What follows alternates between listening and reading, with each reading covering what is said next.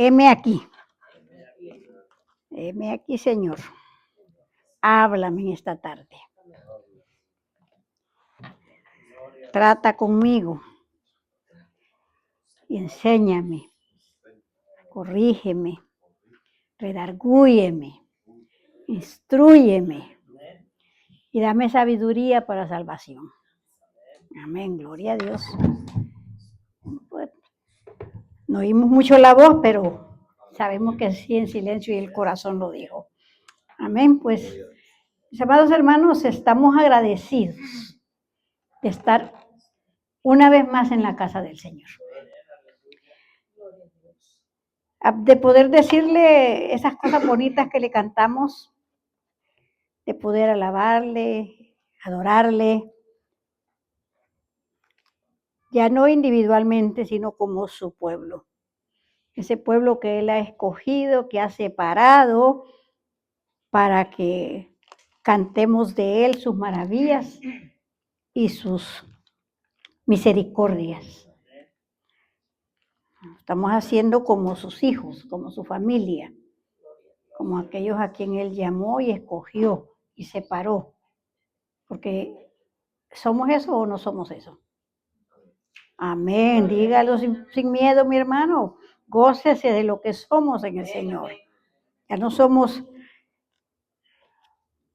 aquellos esclavos del pecado. Ya no somos aquellos que caminaban sin rumbo y sin dirección. Ahora somos hijos de Dios. Y Él le da propósito y dirección a nuestras vidas. Y que damos gracias a Dios por eso. Le damos gracias a los hermanos por esa maravilloso banquete y esas atenciones que nos dieron el domingo. De verdad que nos hicieron sentir como princesas, sentadas y sirviéndonos en la mesa. Gracias, mis hermanos. Que Dios continúe bendiciendo sus vidas por esa buena disposición de su corazón y bendiga también a sus familias. Y damos gracias a los que nos escuchan, a los que nos siguen y a los que eventualmente nos van a escuchar. El deseo, como siempre, es que sus vidas sean bendecidas a través de las alabanzas, a través de la palabra del Señor.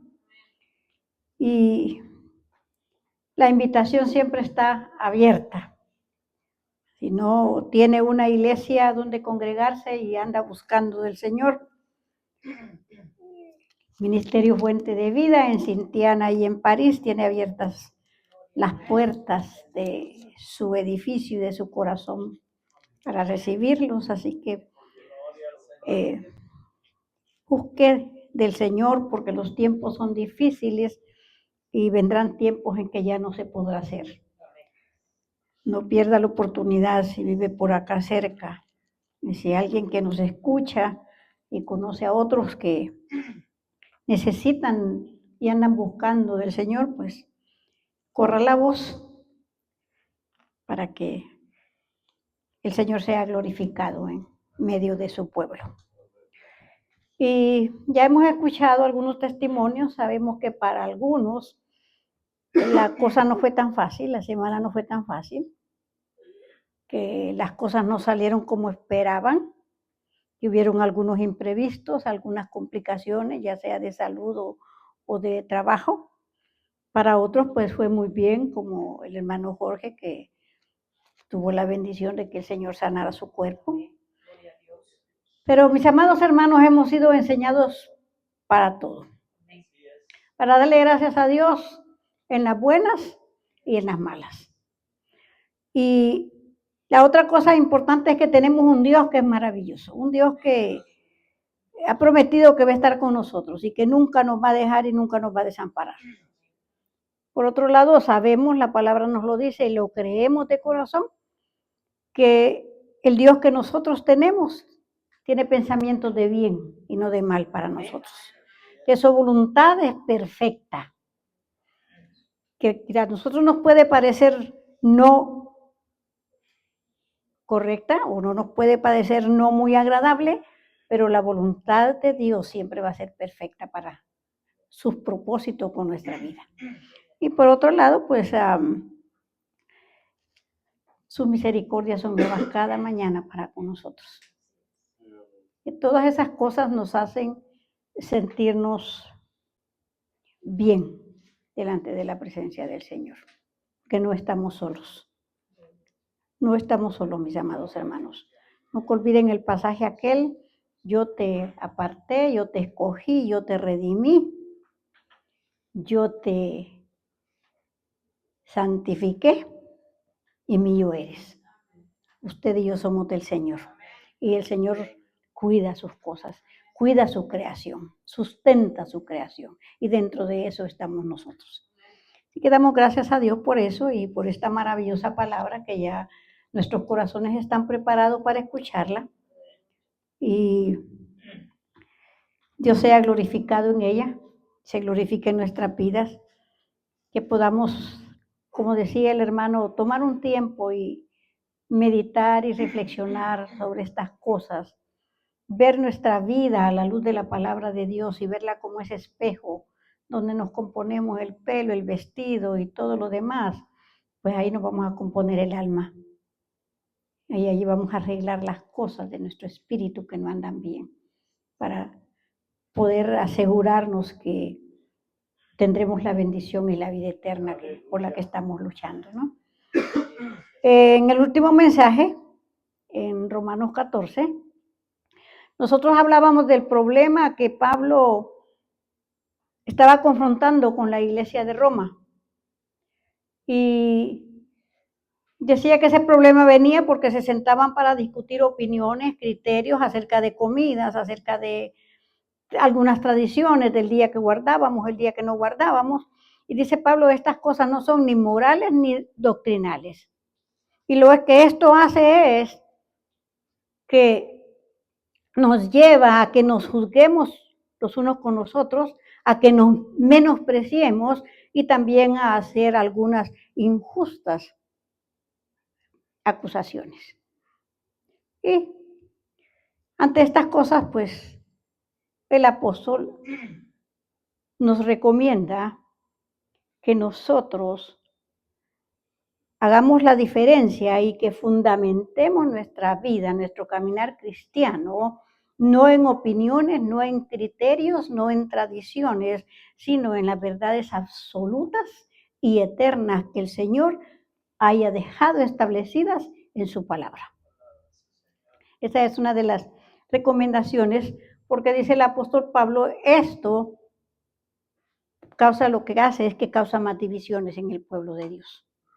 Y esto lo que hace es que en algunas ocasiones le servimos de tropiezo a otros, y especialmente a aquel que está débil en la fe, y destruimos la obra de Dios en la vida de ellos, y entonces ya puede ser hasta pecado. Por otra parte, mis amados hermanos, estas cosas que son opinables hay que tratarlas con madurez espiritual, con la guía del Espíritu Santo y sobre todo, dice el apóstol Pablo, con amor. Que nunca nosotros hagamos algo o dejemos de hacer algo si con ello le vamos a causar daño, dolor o tropiezo a otro hermano. El amor que podemos tener para los unos con los otros. Nosotros sabemos que todas estas cosas han llegado hasta nuestros días. Hay divisiones en el pueblo de Dios por opiniones, por situaciones. Y es triste y de verdad lo que Pablo decía acá sucede. Por ahí hay unos que guardan el sábado, que no comen animales con concha del mar o no comen animales con pezuña partida. Y está bien, si no quieren comer, no hay problema, pero condenan y juzgan y mandan al infierno a aquellos que guardan el domingo y a los que comen estas cosas. Y es ahí donde el apóstol Pablo quería llegar a que nosotros nos educáramos en esto. Pero sabemos también, mis amados hermanos, que el pueblo del Señor se divide por pecado, a veces carnalidades, a veces por falta de madurez espiritual en los líderes. En otras ocasiones, el pueblo de Dios puede dividirse por la influencia del mundo y por el enemigo que ya sabemos que es experto y le encanta meter cizaña, dividir, traer disensiones, conflictos, pleitos, con la intención de ¿qué? De dividir al pueblo de Dios. Y eso lo hace intencionalmente, ¿por qué? Porque él sabe que una iglesia unida tiene poder espiritual, tiene fuerza y tiene autoridad para transformar las vidas y arrancarlas de su reino. Y nos vamos a dar cuenta, y ustedes saben que muchas veces, y la mayor parte de las veces, él trata no de dividir el pueblo de Dios con factores o elementos externos. En la mayor parte de las veces la divide internamente. Y la palabra del Señor en Mateo 12:25 dice que un pueblo, una nación o un reino o un cuerpo que es dividido por sí mismo, dentro de sí mismo, es completamente asolado. Y si ustedes pueden encontrar Mateo, ustedes van a ver que no dice que no solo es asolado, dice algunas cositas más por ahí, que no las recuerdo ahorita, pero lo podemos buscar. En Mateo 12:25 dice, sabiendo Jesús los pensamientos de ellos, les dijo, todo reino dividido contra sí mismo es asolado, y toda ciudad o casa dividida contra sí misma, ¿qué va a suceder? No permanecerá. Pero en este caso, pues hablamos de reino o ciudad o casa extraña, no de la casa del Señor. Porque aunque vengan divisiones y venga gente que quiera destruir, la palabra del Señor dice que las puertas del Hades no prevalecerán contra su pueblo. De alguna manera, el pueblo de Dios siempre se va a levantar de estas cosas. Y en el mensaje, cuando terminamos y le entregábamos al pastor, yo dije que el mensaje tenía continuación. ¿Saben por qué? Porque no vamos a quedarnos con la división. Y no vamos a quedarnos con la división porque la palabra de Dios y el mismo Señor Jesucristo nos asegura y nos habla y nos llama a la unidad. Así que el mensaje ahora es importante para nosotros la unidad con mis hermanos. ¿Ha considerado usted en alguna ocasión la importancia de la unidad entre nosotros? ¿Ha pensado usted en algún momentito de eso, como decía mi hermano, en que piense en las cosas de su vida?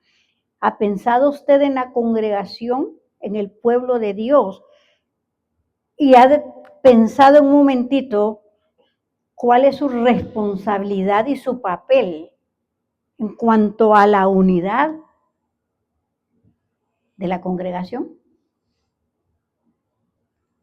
Pues vamos a la palabra del Señor a ver qué podemos aprender respecto a esto. Y vamos a buscar Juan en el capítulo 17. Juan 17. El apóstol Juan escribió que es el cuarto evangelio, el evangelio según San Juan, el discípulo amado del Señor, aquel que recostaba la cabeza en el hombro de su maestro, aquel que escribió este evangelio con el propósito en el corazón de que el pueblo de Dios supiera, el pueblo de Israel supiera quién era Jesucristo. Porque él mismo dice, a los suyos vino y los suyos lo rechazaron. Y él quería intencionalmente que supieran quién era Jesucristo. Y si ustedes ven, el Evangelio de Juan no empieza como algunos de los otros, haciendo un saludo, haciendo una referencia a quien va dirigido. No, el Evangelio de Juan empieza con una declaración absoluta, pero absoluta. En el principio era el Verbo y el Verbo era con Dios y el Verbo era Dios. Porque la intención era que los judíos entendieran y aceptaran que Jesucristo es el Hijo de Dios, el Mesías prometido. Y Juan se va por ahí diciéndoles, y el Verbo se hizo carne y habitó entre nosotros y vimos su gloria como la del unigénito Hijo de Dios. Era una declaración recta y directa para aquellos que iban a leer esta palabra y la pudieran entender. Pero vamos a leer nomás, mis amados, versos 20, 21 y 23. Pueden quedarse ahí sentados. Vamos a leerla juntos. ¿Ya lo tenemos? Okay. La palabra se lee en el nombre del Padre, del Hijo y del Espíritu Santo y dice así: Mas no ruego solamente por estos, sino también para que todos sean uno, como tú, oh Padre, en mí y yo en ti, que también ellos sean uno en nosotros. La gloria que me diste yo les he dado. ¿Para qué?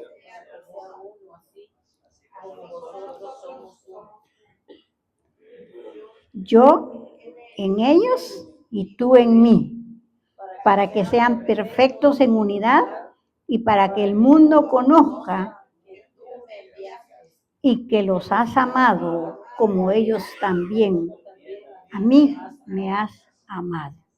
Gloria a Dios. Estos 3 versos que leímos son parte de el contexto total del capítulo 17, que es una de las últimas oraciones que hizo nuestro Señor Jesucristo antes de ir a la cruz. Y en esa oración el Señor oró por sus discípulos.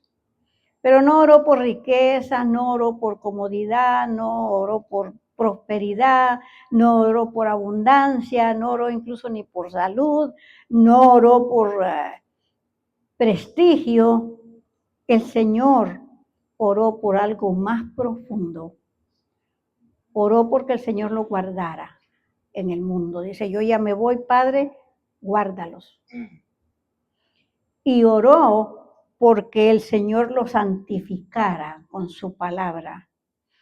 Y muy especialmente acentúa la oración en estos versos que leímos por la unidad de ellos, como resultado de la relación de ellos con el Señor Jesús. La unidad de ellos como resultado de que ellos estuvieran unidos entre sí y que a la vez estuvieran unidos a Cristo.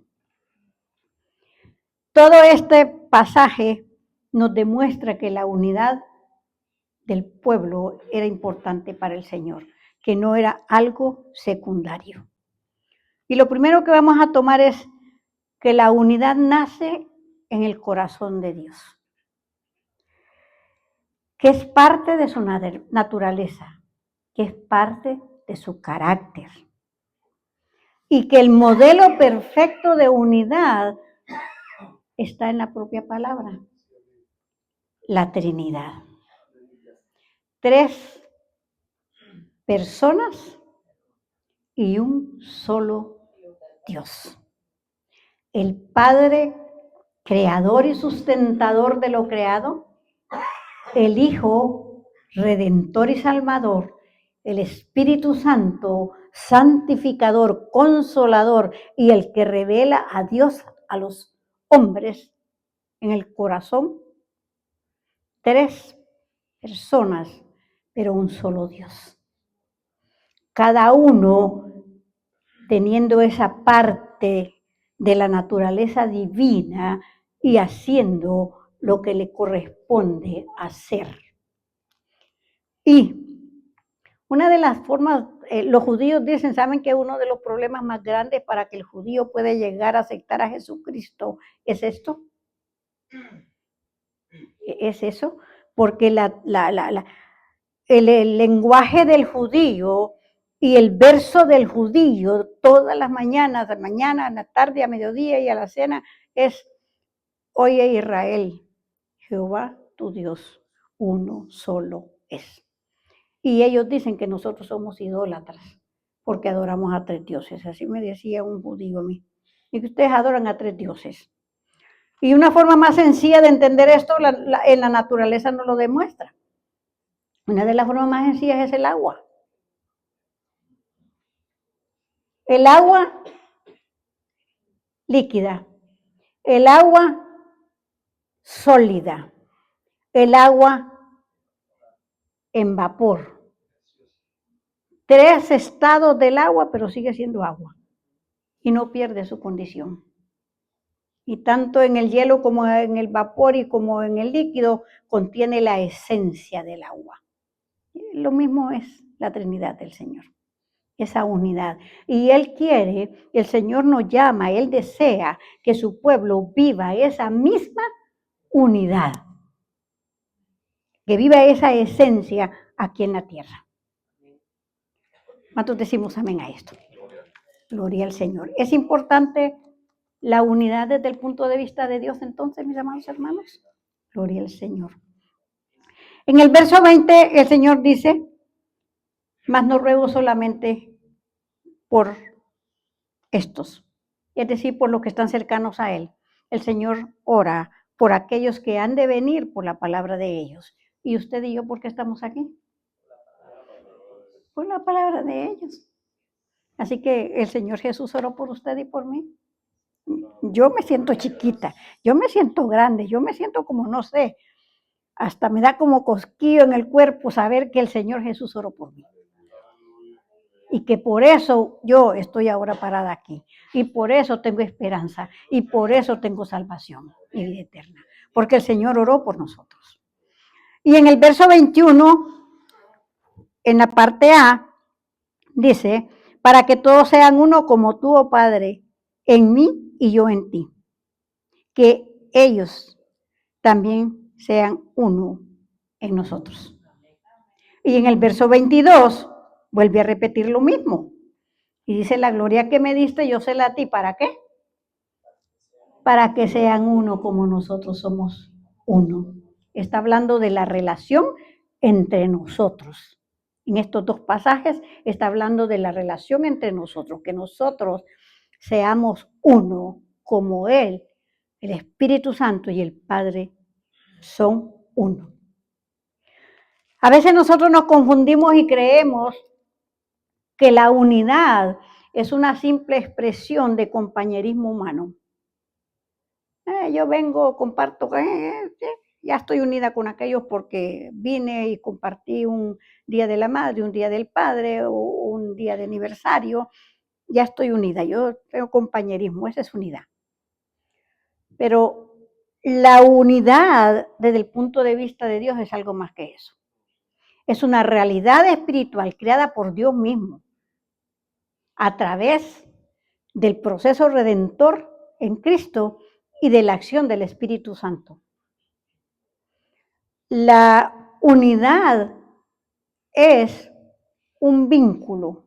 Esto hace un vínculo de armonía, de paz entre los creyentes, basado en una relación íntima con Dios a través de Jesucristo y la acción del Espíritu Santo en nuestras vidas. Solo en esa unidad se puede romper, se pueden derribar aquellas cosas como lo que estábamos viendo, el pecado, la influencia del enemigo, la influencia del mundo, los criterios, las opiniones que dividen al pueblo de Dios. En Efesios 4, léalo después porque no vamos a leerlo en todo el capítulo, y en Primera de Corintios, capítulo 12, el apóstol Pablo, inspirado por el Espíritu Santo, nos hace una declaración del significado de unidad como una celebración diversa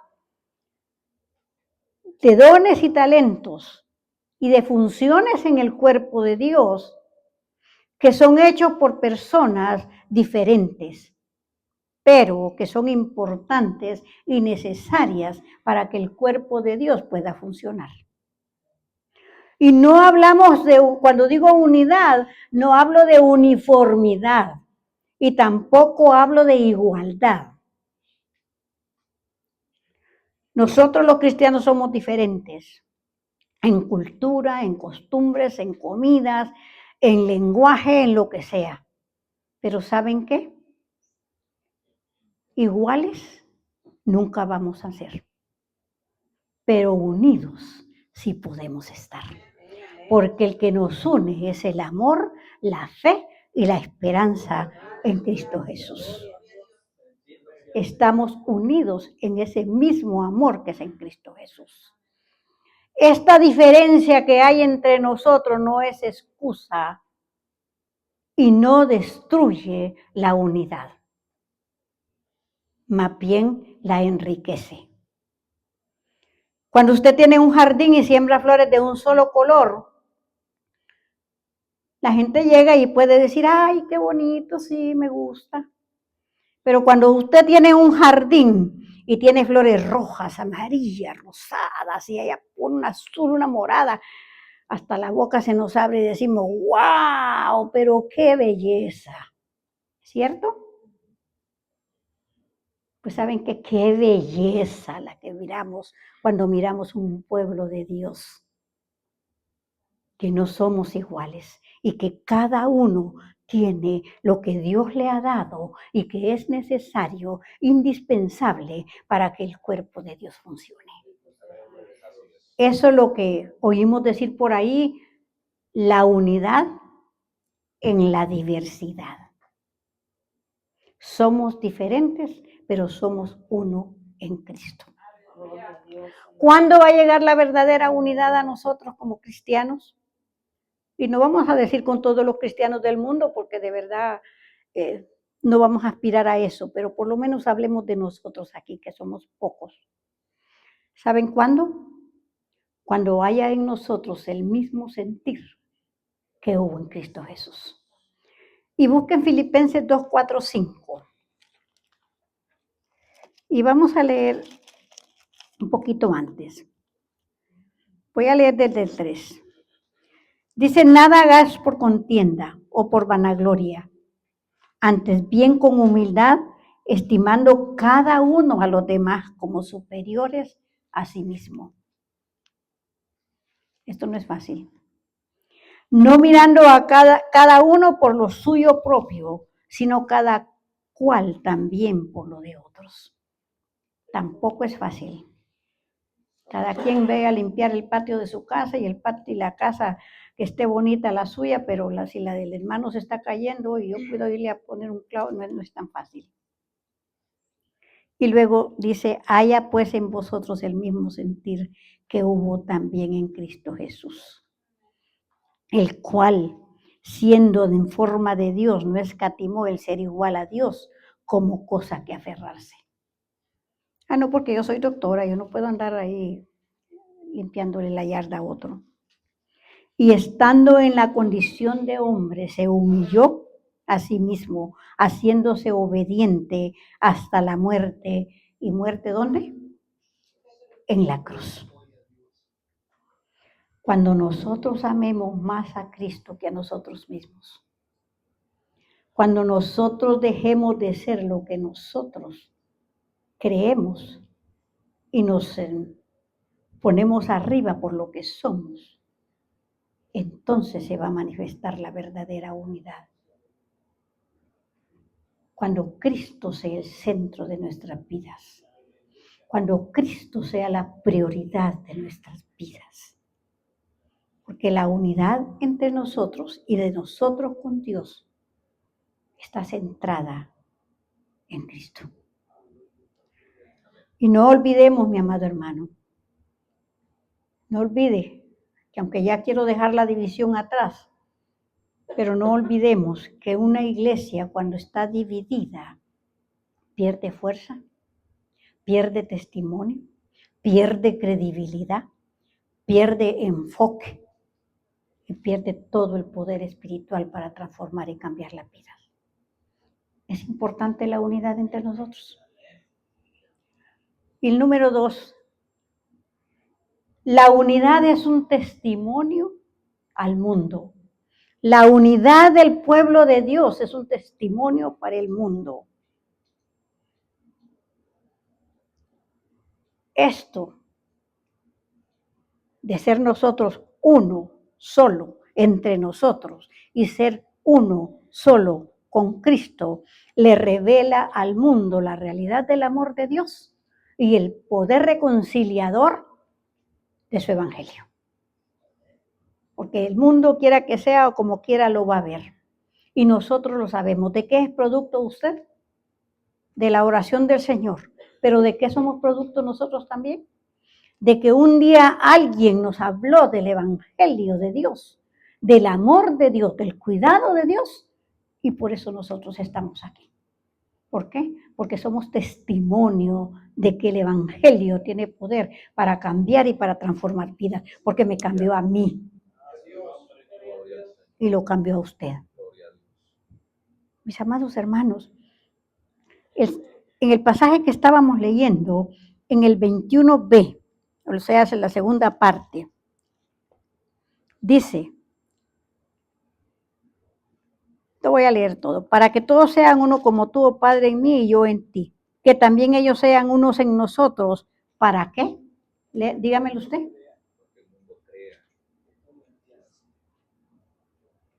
Para que el mundo crea. Y allí mismo en el 23a, o sea, la primera parte, yo en ellos y tú en mí, para que sean perfectos en unidad. ¿Para qué? Rapidito. Para que el mundo conozca que tú me enviaste. Para que el mundo crea, para que el mundo conozca. ¿Y cómo el mundo va a creer y va a conocer? Cuando todos sean uno, como tú y yo. Y cuando nuestra unión con Cristo sea tan perfecta, que entonces la unión entre nosotros va a ser perfecta y ahí es donde el que está allá afuera va a creer y va a, ¿qué más? A conocer que el poder y del Evangelio del Señor. Solo la obra de Cristo en la cruz, solo la revelación de esa obra de Cristo en la cruz, en el corazón del hombre, por el poder del Espíritu Santo y del Evangelio, puede unir a personas diferentes en un solo propósito. Solamente, mis amados hermanos.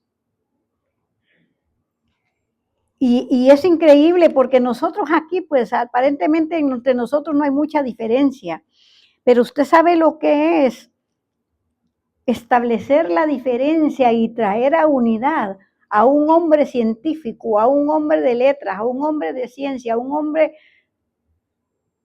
que creen que ya por lo que tienen de conocimiento y eso ya lo saben todo y lo pueden todo.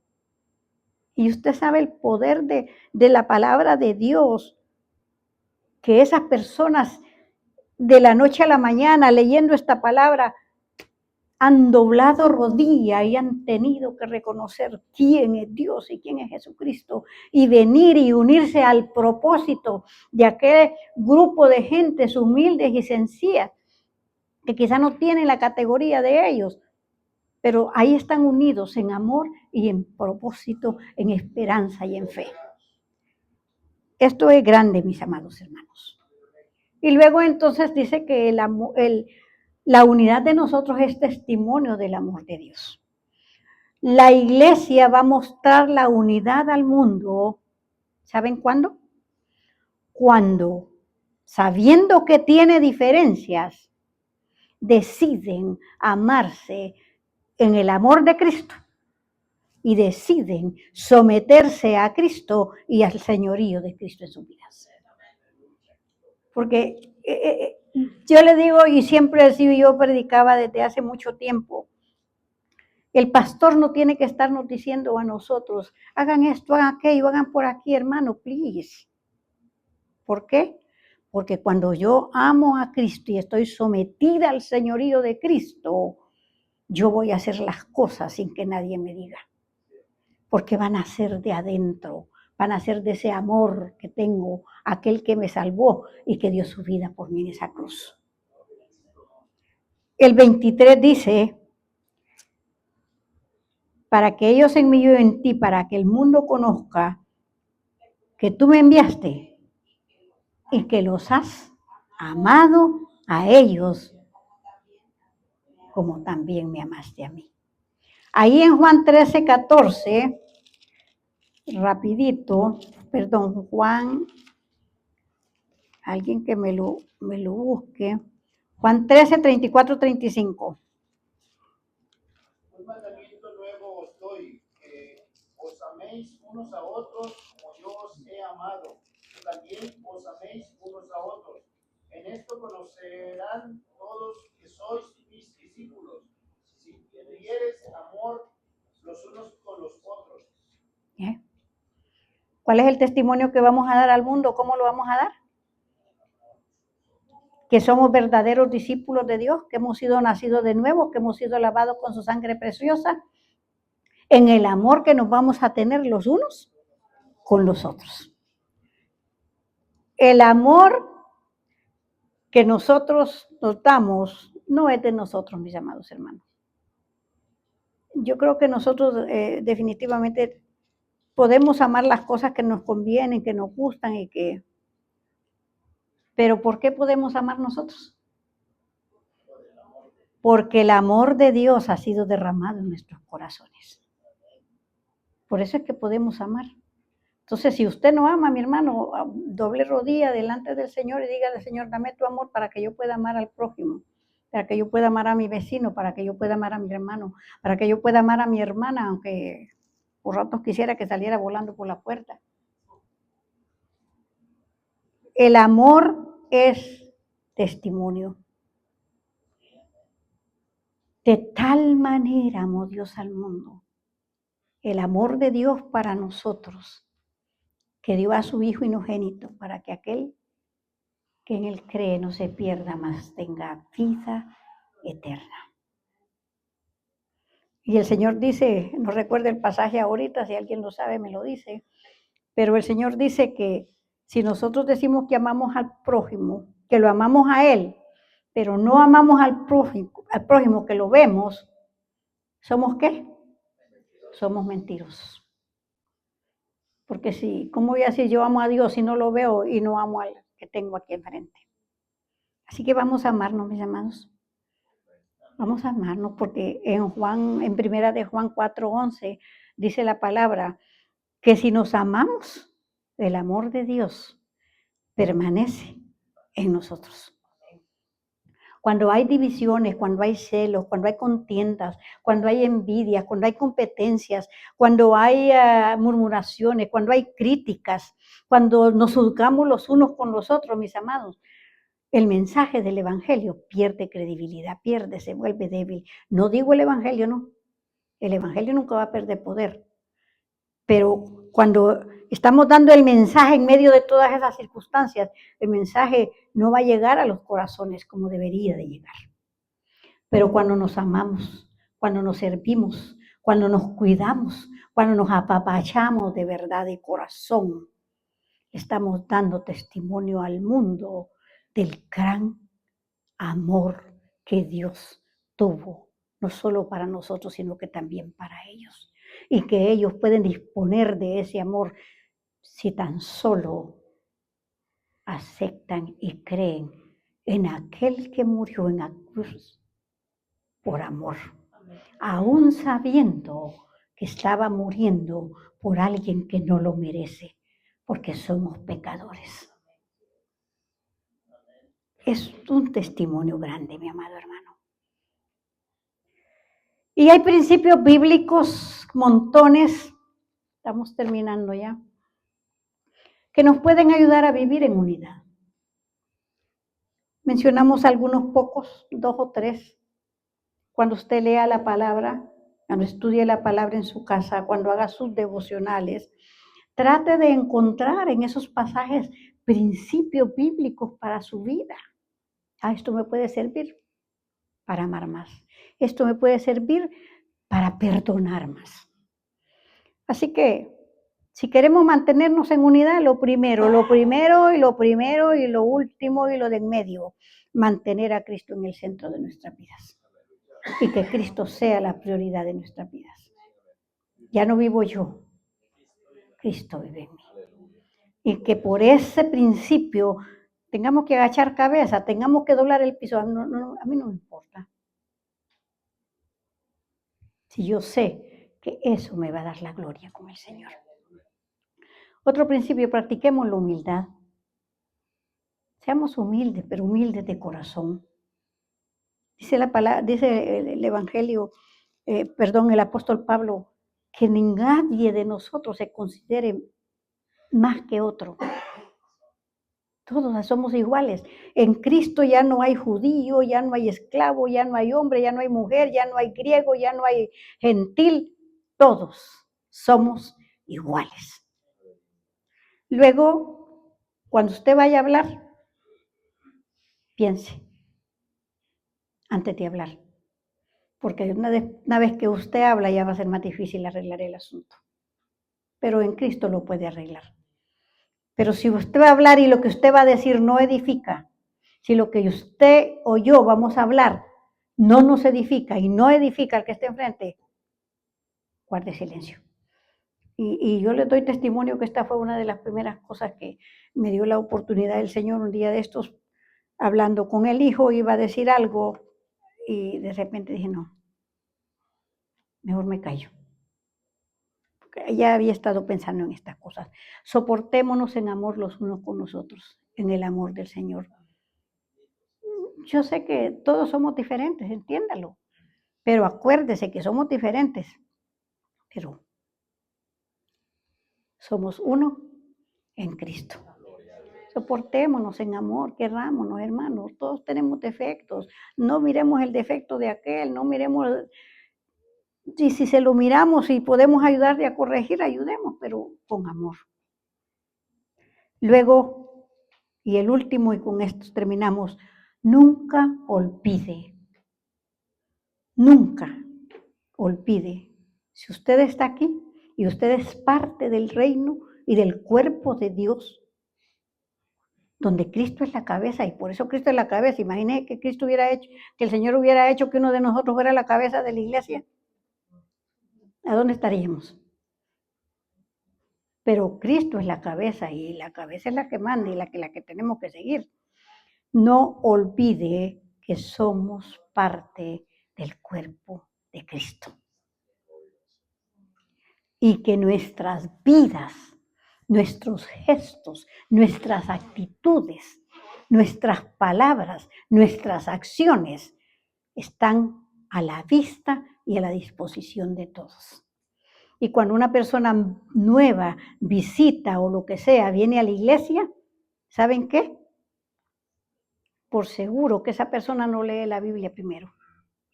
Esa persona lo que lee primero es a nosotros los que estamos aquí.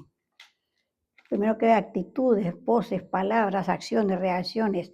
Y si mira lo que mira, ya no estamos evangelizando con el amor de nosotros, porque eso es otra cosa, que la unidad de la iglesia evangeliza sin palabras.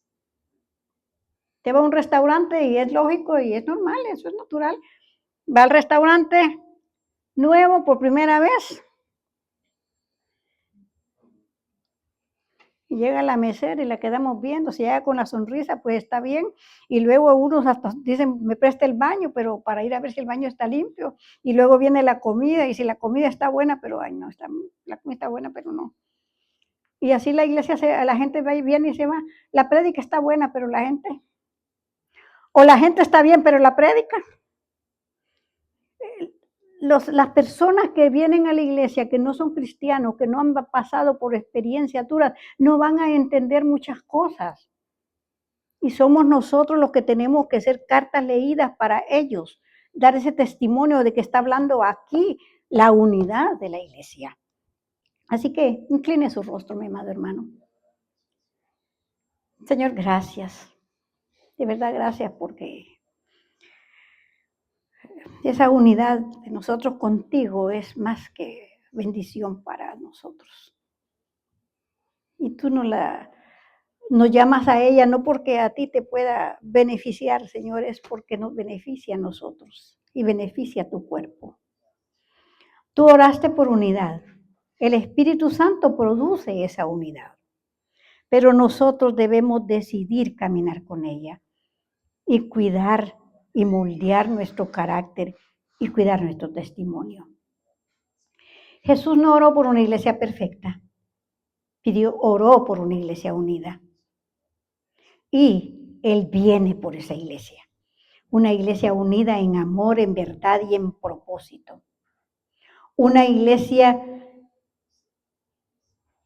que es fuerte.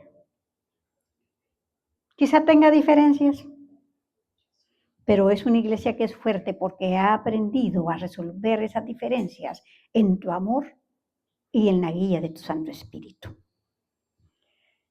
Y la pregunta que hicimos al principio se la vuelvo a hacer ahora. ¿Es importante la unidad de la iglesia? ¿Estamos contribuyendo usted y yo a la unidad de la iglesia?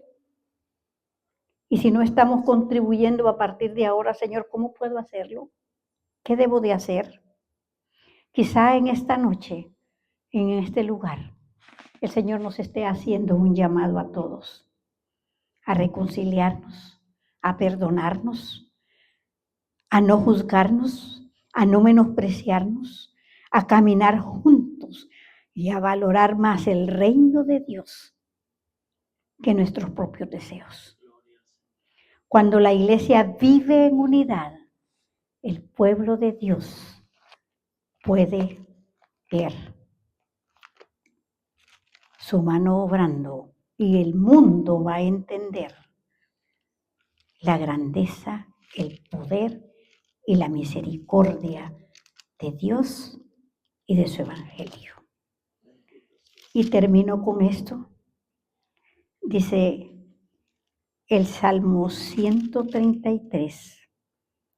Mirad cuán bueno y cuán delicioso es habitar los hermanos juntos en armonía, porque allí envía Jehová bendición y vida eterna. Vamos a vivir en paz y vamos a vivir en armonía porque Cristo está en medio de nosotros a través de su Santo Espíritu. Nuestro pastor con nosotros.